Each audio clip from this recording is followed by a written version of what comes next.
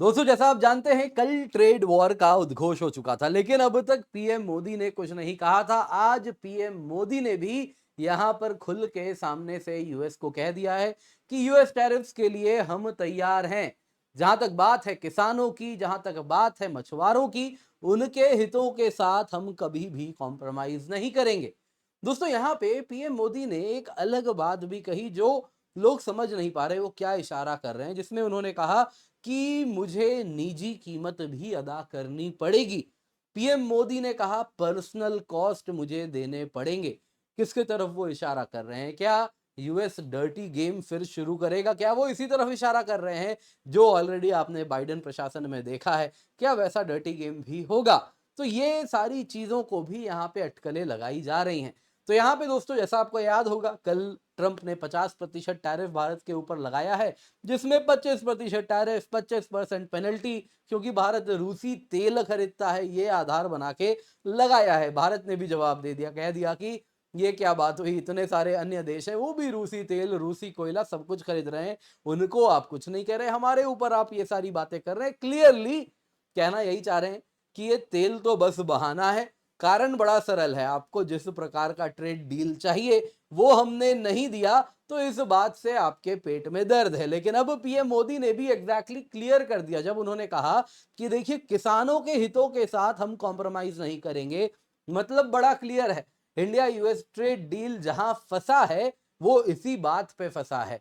वो है जब अमेरिका हमारे मार्केट एक्सेस पार वो लेना चाह रहा है एग्रीकल्चरल कमोडिटीज में, डेयरी में, जो बार बार कहा जा रहा था कि ये हम कॉम्प्रोमाइज नहीं कर रहे हैं। और यही कारण है जिस वजह से अमेरिका के साथ इंडिया का ट्रेड डील नहीं हुआ और फिर अमेरिका ये सारे आर्म ट्विस्टिंग टैक्टिक्स यूज कर रहा है। और यही बात आज पीएम मोदी ने भी कही है। अगर आप देखें तो पीएम मोदी ने सबको यहाँ पे इस प्रकार से दिल्ली में MS Swaminathan centenary international conference में इस प्रकार से संबोधित किया। क्या कहा है पहले आप स्वयं सुन लीजिए। अपने किसानों का हित सर्वोच्च प्राथमिकता है।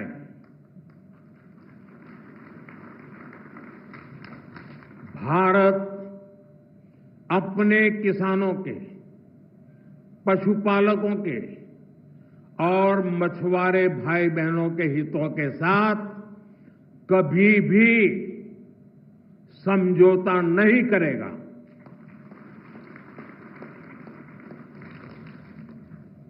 और मैं जानता हूं व्यक्तिगत रूप से मुझे बहुत बड़ी कीमत चुकानी पड़ेगी, लेकिन मैं इसके लिए तैयार हूं। मेरे देश के किसानों के लिए, मेरे देश के मछुआरों के लिए, मेरे देश के पशुपालकों के लिए आज भारत तैयार है। तो दोस्तों जैसा आप लोगों ने सुना पीएम मोदी ने जो कहा है, इससे कुछ चीजें हैं जो बिटवीन दी लाइंस हैं जो हमें समझनी होंगी। वो किसके तरफ इशारा कर रहे हैं जब वो कह रहे हैं पर्सनल कॉस्ट, क्या है ये आखिरकार? इसके सिवा दोस्तों क्या क्लैरिफिकेशन मिल रही है? इंडिया यूएस ट्रेड डील नहीं हुआ तो क्यों नहीं हुआ? इसके सिवा ट्रंप को कैसे टेम करना है? भारत को अपने अंदर भी झांकना है, क्या रिफॉर्म्स हमारे अंदर से आएंगे? और आखिरकार ट्रंप भारत को क्यों कॉर्नर कर रहा है? सब कुछ आइए आज के वीडियो में चर्चा करते हैं। पर इससे पहले आगे बढ़े आपसे निवेदन है वीडियो लाइक करें, चैनल सब्सक्राइब करें, बेल आइकन अवश्य दबाएं। इसके सिवा हमारा टेलीग्राम चैनल है जहां पर आप अवश्य जुड़ सकते हैं, जहां पे आपके लिए हम सारे वीडियोस का नोटिफिकेशन देते हैं। इसके सिवा डेली क्विज होता है, बहुत सारी चीजें हैं जो यहाँ पर आपको मिल रही हैं। सबसे पहले दोस्तों देखते हैं जरा पीएम मोदी ने क्या कहा, बिटवीन दी लाइंस क्या है वो समझने का प्रयास करेंगे। दोस्तों MS Swaminathan centenary international conference new Delhi, वहां पे वो संबोधित किया जिसमें उन्होंने कहा कि देखिए जो किसान हैं उनके जो हित है वो हमारे लिए टॉप प्रायोरिटी है। कभी भी farmer, live stock holders, fisherman, इनके हम हितों के साथ कॉम्प्रोमाइज नहीं करेंगे। साथ ही साथ इन्होंने कहा कि मैं ह्यूज प्राइस भी पर्सनली पे करूंगा, लेकिन मैं तैयार हूं। अब दोस्तों यहां पे फिर उन्होंने कहा कि देखिए जहां तक बात है देश के किसानों की, मछुआरों की, लाइव स्टॉक होल्डर्स की, पशुपालन करने वाले किसानों की, तो उनके लिए हम ये सब कॉम्प्रोमाइज करने के लिए तैयार हैं। देखिए दोस्तों एक चीज तो यहाँ पे क्लियर हो जाती है कि यूएस का जो सारा का सारा टैरिफ का खेल हो रहा है वो इसीलिए हो रहा है कि हमने अपना एग्रीकल्चरल मार्केट, डेयरी मार्केट उनको ओपन करके नहीं दिया है। तो ये चीज क्लियर हो गई कि क्यों यूएस इतना रुष्ट है। दूसरा दोस्तों, जब ये बात कर रहे हैं पर्सनल प्राइस की, तो क्या मतलब हो रहा है? देखिए, इसका एक मतलब तो क्या हो सकता है जो दिख रहा है, पीएम मोदी को टारगेट किया जा रहा है अपोजिशन के द्वारा, कुछ मीडिया के द्वारा, जिसमें वो कह रहे हैं ट्रंप तो आपका दोस्त था, देखो ट्रंप ने क्या किया। अब देखने वाली बात यह है दोस्तों, दोस्त था फिर भी भारत के हितों की रक्षा की गई है यहाँ पे पीएम के द्वारा, तो ये अपने आप में सब कुछ बता रहा है कि देश हित सर्वोपरि है और क्या चाहिए।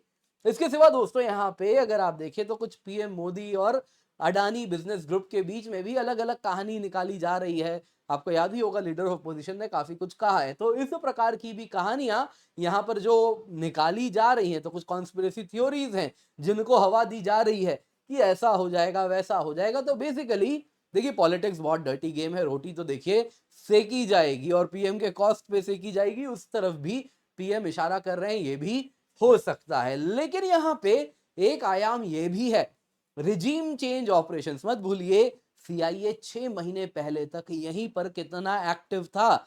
बांग्लादेश में रिजीम चेंज भी किया, वो बात अलग है, भारत बांग्लादेश नहीं है, भारत में इनको कैसे मैनेज करना है हमें आता है। लेकिन भारत में जो रिजीम चेंज ऑपरेशंस होता है वो सॉफ्ट ऑपरेशंस होता है, जिसमें क्या होता है कि भारत के पॉलिटिक्स में इंटरफेयर किया जाता है, किसी पॉलिटिकल पार्टी को सपोर्ट करने के लिए विदेशी सहायता आने लग जाती है, विदेशी एनजीओज एक्टिवेट हो जाते हैं, विदेशी पैसे एक्टिवेट हो जाते हैं, विदेशी सरकारें उस पॉलिटिकल पार्टी के लिए अलग अलग चीजें बोलने लगती। जैसा आपने देखा कैसे ब्राजील में बोल्सोनारो के लिए ट्रंप के हद तक जा रहे हैं, ट्रंप ने ब्राजील पे 50% टैरिफ इसीलिए लगाया है क्योंकि वो लूला डिसिल्वा के खिलाफ है, बोल्सोनारो के अगर आप देखें तो उसको सपोर्ट करते हैं। तो ये कल हमने चर्चा भी की थी, शायद आपने वो वीडियो देखा भी होगा।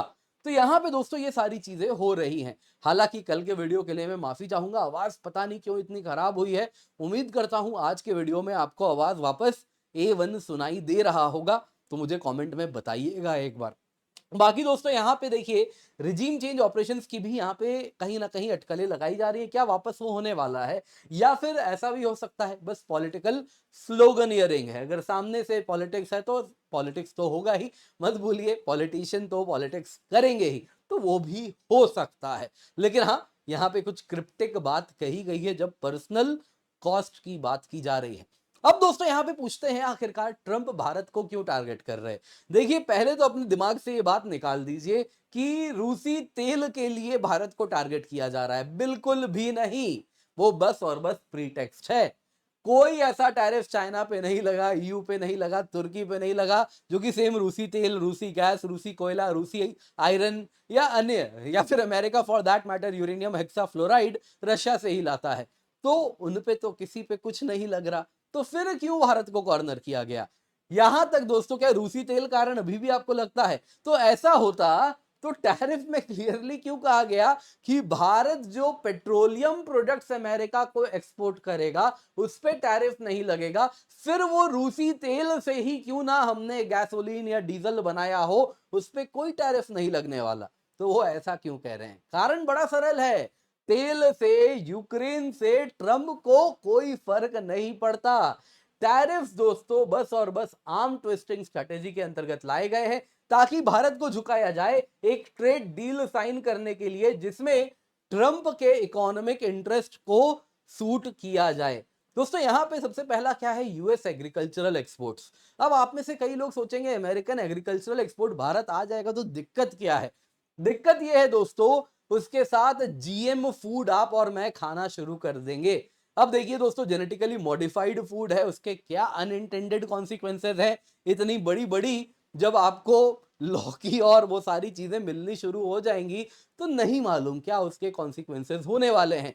पूरे यूरोप में और बाकी जो अमीर भी हैं यूएस में, वो इस प्रकार का जीएम क्रॉप नहीं कंज्यूम करते, हम सब ये बात जानते हैं। कोई यूएस का सेलिब्रिटी जो बोलता हो मैं जीएम कद्दू खाता हूं, नहीं खाते।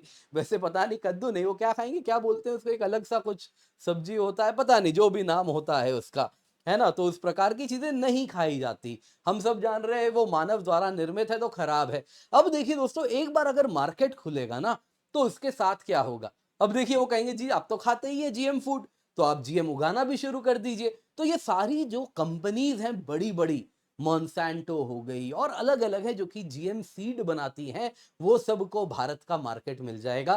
तो ये लंबी साजिश है। भारत का मार्केट, ये जो बड़े बड़े जीएम लॉबी हैं जो कि आप देखें तो इस प्रकार का सीड बनाते हैं, उनको भारत का मार्केट चाहिए और उन्होंने ही ट्रंप के जेब को गर्म किया है। दूसरे दोस्तों यहाँ पे डेयरी लॉबी है, वो भी उसी प्रकार से पीछे पड़े हैं कि इंडियन मार्केट को आई कर रहे हैं, उनको उसका भी शेयर चाहिए। इसके सिवा दोस्तों यहाँ पे जो रोल प्ले कर रहे हैं वो है यूएस वेपन्स लॉबी।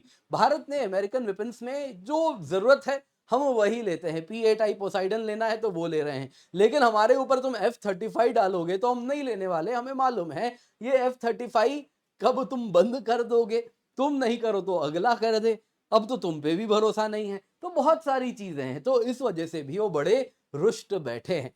अब दोस्तों यहाँ पे आइए देखते हैं सबसे पहले कैसे इसको सॉल्व करें। देखिए दोस्तों, जहां तक बात है ना रिफॉर्म्स की, कुछ रिफॉर्म्स तो ऐसा है कि पहले हमें अपने अंदर लाना होगा। अपने अंदर झांकेंगे, आधे प्रॉब्लम का सॉल्यूशन मिलता है। सबसे पहले दोस्तों तो क्या किया जाए, दुनिया बहुत बड़ी है, एक्सपोर्ट मार्केट को डाइवर्सिफाई कीजिए। अमेरिकन एक्सपोर्ट हमारे पूरे जीडीपी का हार्डली 2% है, उसमें भी अगर आप देखें तो 40% वो छू ही नहीं रहे, क्योंकि ट्रंप की खुद की डोमेस्टिक पॉलिसीज हिल जाएंगी अगर फार्मा पे भी और अन्य प्रोडक्ट से भी वो ऐसे ही टैरिफ लगा दिए तो 60% ही है जो एक्चुअली प्रभावित होने वाला है।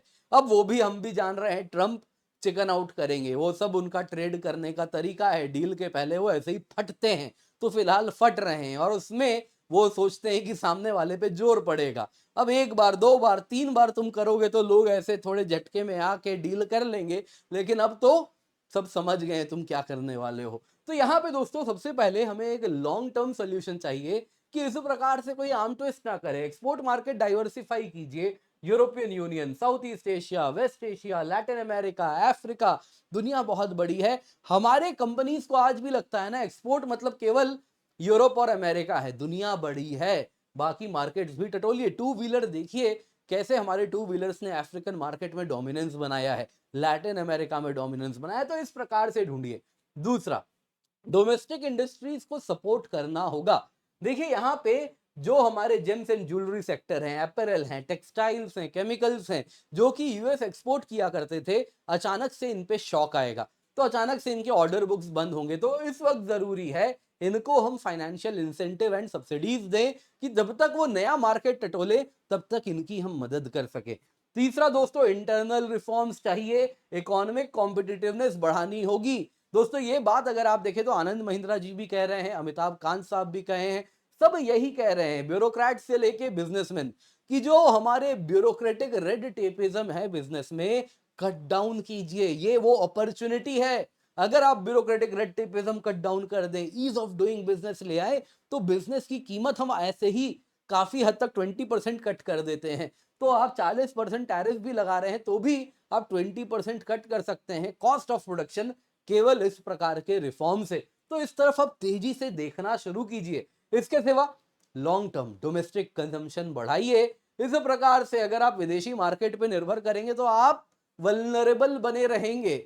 चाइना को ही देख लीजिए, एक्सपोर्ट ड्रिवन था तो काफी ज्यादा ट्रंप ने उनको खींचतान करने का प्रयास किया है। हालांकि ट्रंप के पास, चाइना के पास एक दूसरा ऑल्टरनेटिव क्या था कि उसने कहा रेयर अर्थ मैग्नेट नहीं देंगे, और ट्रंप उससे डरे हुए हैं, तो उस प्रकार से चाइनीज एक्सपोर्ट को बंद नहीं कर पा रहे। तो इस तरीके से इंडिया के लार्ज इंटरनल मार्केट को भी हमें मजबूत करना पड़ेगा। अब आते हैं दोस्तों ट्रंप को कैसे टेम करना होगा। देखिए दोस्तों, पहली बात तो यह है, ट्रंप के सामने झुकने से वो सॉल्व नहीं होगा प्रॉब्लम। आपने देखा ना यूरोपियन यूनियन के साथ क्या हुआ, वो झुक गए, अब ट्रंप वापस धमकी दे रहे हैं, कह रहे हैं $600 बिलियन निवेश करो नहीं तो फिर टैरिफ लगाएंगे। दोस्तों इस तरीके से क्या होगा, ट्रंप को आप केवल पोजीशन ऑफ स्ट्रेंथ से ही टेम कर पाएंगे। यदि साइन ऑफ वीकनेस है तो यू जापान जैसा आपका भी हाल होगा। तो कैरेट एंड स्टिक दोनों साथ में लेके चलना पड़ेगा। कैरेट क्या है, उसको इंसेंटिव दीजिए, यूएस एनर्जी है, हम खरीदेंगे, तुम बताओ तो सही कितना खरीदता है, हमारी बहुत ज्यादा रिक्वायरमेंट है, हम खरीदेंगे, तुमसे क्रूड लेंगे, बोलो क्या चाहिए, सब तुम हमें दो, लेकिन हाँ कीमत ठीक होनी चाहिए, प्रिवेलिंग मार्केट प्राइस के अनुसार कुछ डिस्काउंट दो क्योंकि हम बल्क में खरीद रहे हैं। तो ये होना चाहिए। हमारी इतनी सारी आईओसीएल, एचपीसीएल, बीपीसीएल रिफाइनरीज भी हैं, उनका हम इस्तेमाल कर सकते हैं। दूसरा, यूएस कंपनीज को टारगेटेड तरीके से हमें देखना पड़ेगा। वो कंपनीज जो ट्रंप के द्वारा, उस ट्रंप फैमिली का जिसमें इंटरेस्ट है, उनको आइडेंटिफाई कीजिए और उनको जो चाहिए वो दीजिए ना। थोड़ा सा ही खर्चा है।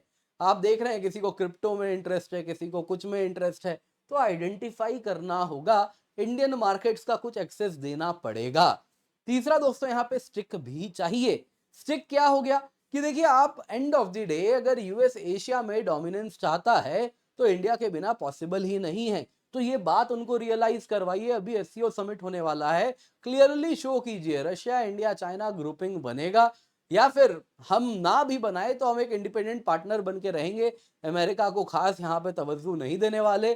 फिर तुम क्वाड वर्ड करते रहना, अपना देख लो जापान और ऑस्ट्रेलिया के साथ क्या ही तुम क्वाड बनाओगे। तो उस प्रकार से भी आर्म ट्विस्ट करना पड़ेगा। बाकी दोस्तों, रिटेलिएटरी टैरिफ्स भी लगाएंगे। देखिए, रिटेलिएटरी टैरिफ क्या है कि एंड ऑफ द डे हमारे ही कंज्यूमर पे करते हैं, लेकिन कुछ गुड्स ऐसे होते हैं ना जो कि हम मार्केट से ही निकाल के फिकवा देंगे यदि उस पर टैरिफ लगा दें। जैसे अमेरिकन चॉकलेट्स, वो पाम ऑयल वाला चॉकलेट किसको खाना है आप मुझे ये बताइए, लेकिन हमारे यहाँ बड़े चाव से खाते हैं। बड़ी बड़ी अमेरिकन कंपनीज है, नाम मैं नहीं लूंगा, वो सब आप खा रहे हैं। क्यों खा रहे हैं जब हमारे यहाँ इंडियन चॉकलेट्स भी हमें मिल रहा है, लेकिन नहीं, अमेरिका वाला खा रहे हैं। तो उस पर टैरिफ लगाइए ना, उसकी कीमत इतनी बढ़ा दीजिए कि हमारे यहाँ ऑलरेडी इंडियन ऑल्टरनेटिव है, लोग वो खाने लगेंगे। कौन खाएगा फिर वो? वैसे ही आप देखें तो यूएस एप्पल क्यों भारत आ रहा है? बंद करवाइए यूएस एप्पल। हिमाचल एप्पल है, कश्मीर एप्पल है, और भी बहुत जगह अब तो एप्पल होने लगे हैं। तो उसका मार्केट आप देखिए खत्म कर दिया है उसने, तो उनको वापस तवज्जो देना होगा। वैसे ही यूएस से आता है एलमंड्स, उसको भी हम ऑल्टरनेटिव ढूंढिए और उससे रिप्लेस करवाइए। लाइकवाइज मशीनरी हैं, कुछ मशीनरी हैं जो कि क्रिटिकल हैं, जो यूएस से ही आएंगे उनको आने दीजिए। बाकी जिनका ऑल्टरनेटिव भारत में तैयार है, 10% 15% एक्स्ट्रा कीमत में भी बन रहा है, तो भारत में ही बनवाइए। लेकिन अगेन ये कार्ड देखना होगा कि रिटेलिएटरी टैरिफ लगेगा तो ट्रंप भी कैसे रिप्लाई करेंगे। बाकी दोस्तों, यहाँ पे इंटरनेशनल सपोर्ट भी लाना होगा। ब्रिक्स में कोऑपरेशन बढ़ाइए।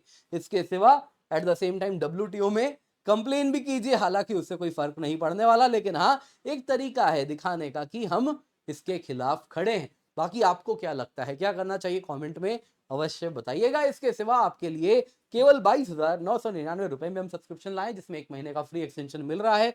लेकिन ये ऑफर कल खत्म हो जाएगा, तो मेक श्योर आप जुड़ जाएं। Complete syllabus coverage, GSC set prelims test series, mains test series with evaluation मिल रहा है। डेडिकेटेड डाउट सॉल्विंग है, सारे ही बैचेस का आपको एक्सेस भी मिलता है, तो आप निश्चिंत होकर जुड़े। इसके सिवा आपके लिए हम अलग अलग बैचेस लाए हैं। 1 ईयर हिंदी बैच है, 2 ईयर इंग्लिश बैच है, 1 ईयर इंग्लिश बैच है, तो आप निश्चिंत होकर जुड़े। 11 अगस्त और ये 12 अगस्त से स्टार्ट हो रहा है। यूज द कोड KC10, इसमें आपको दोस्तों फुल सिलेबस कवरेज मिलेगा। एनसीईआरटी से आपकी कवरेज स्टार्ट होगी और एडवांस टॉपिक्स तक आपको कराएंगे। पिंड कमेंट में लिंक है, जल्दी से जाएं, जाके जुड़ जाएं। Use the code KC10 for maximum discount.